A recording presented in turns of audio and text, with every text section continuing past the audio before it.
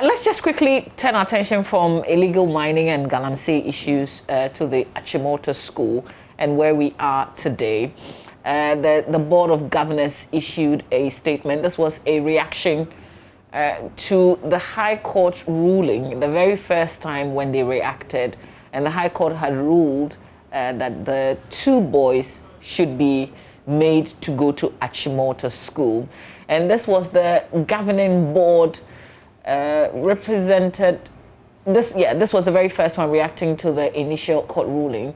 And they give a background and they said that they had learned of the outcome of the case brought against it by 2 persons who had earlier applied to be admitted to the school. The court ruled that the religious rights of the 2 applicants had been violated by the school management as they sought to enforce the time-tested and well-known rules of the school. The court further directed the school to admit the 2 applicants. The school board disagrees with the ruling of the court, and the board therefore directed its lawyers to appeal against the ruling. And this was signed by chairman of the board of the school, and this was quickly after the ruling. And then yesterday, this came up after we're told a meeting between the Education Ministry, the Ghana Education Service, the Attorney General, and other interested stakeholders.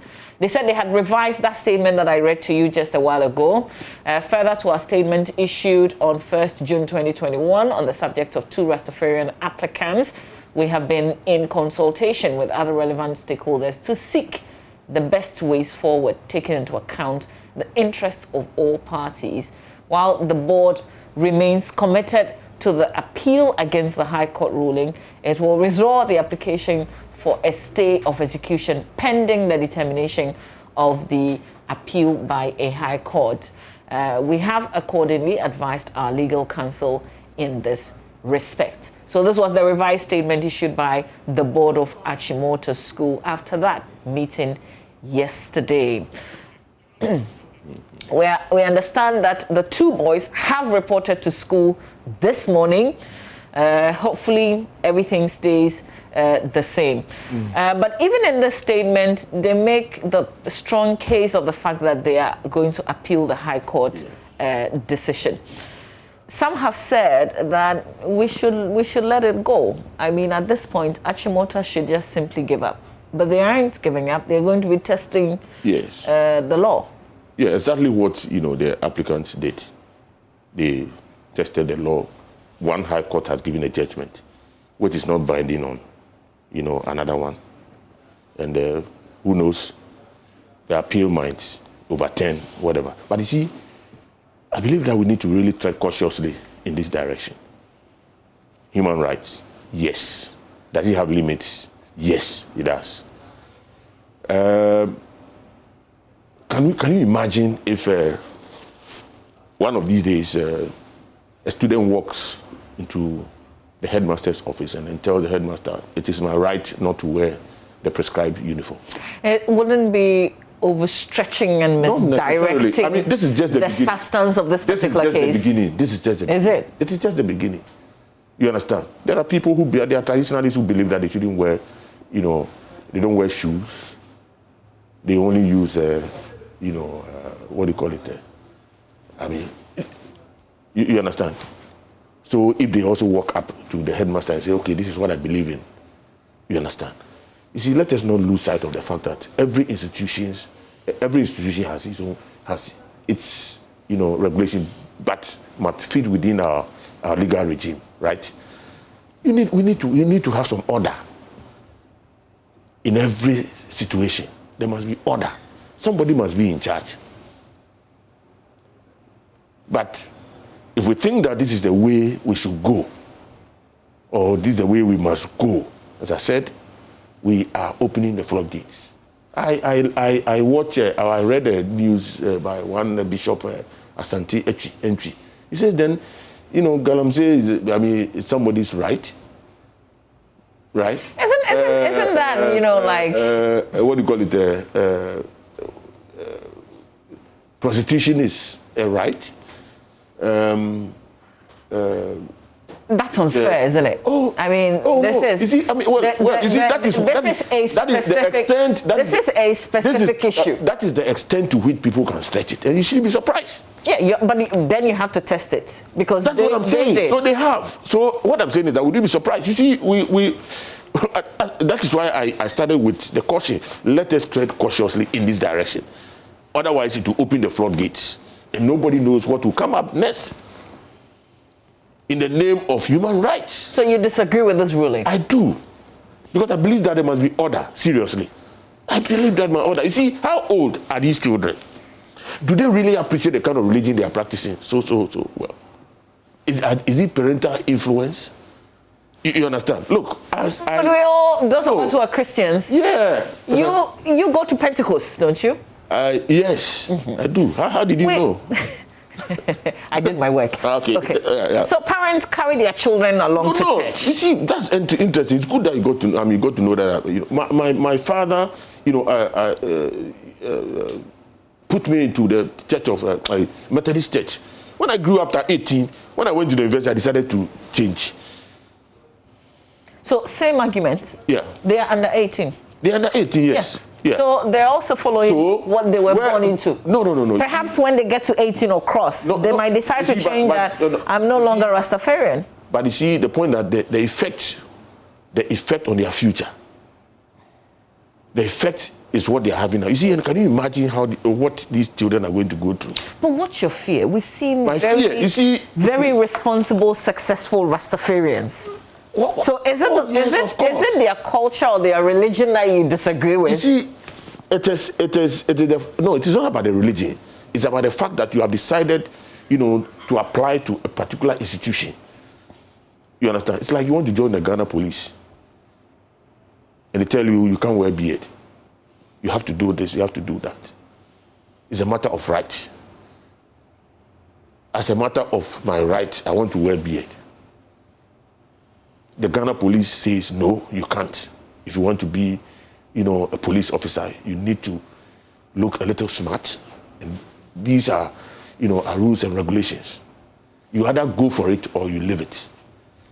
You understand? You are coming to Achimota School. Achimota School says, look,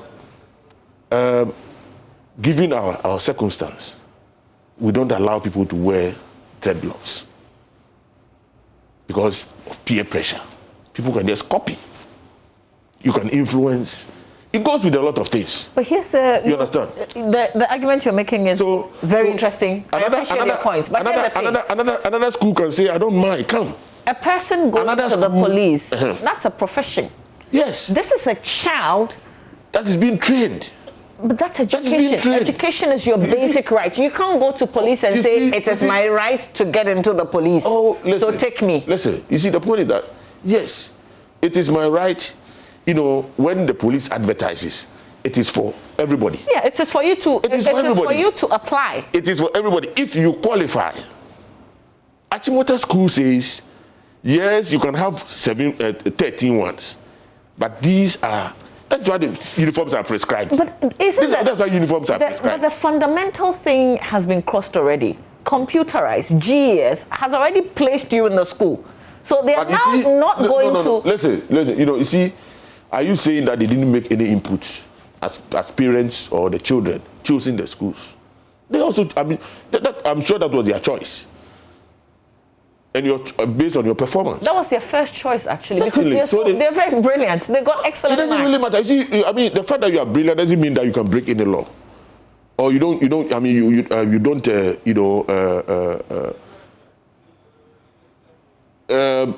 well, let me. Is it because this is a school rule that says keep your hair low? Yes. But are we saying that there aren't exceptions to rules?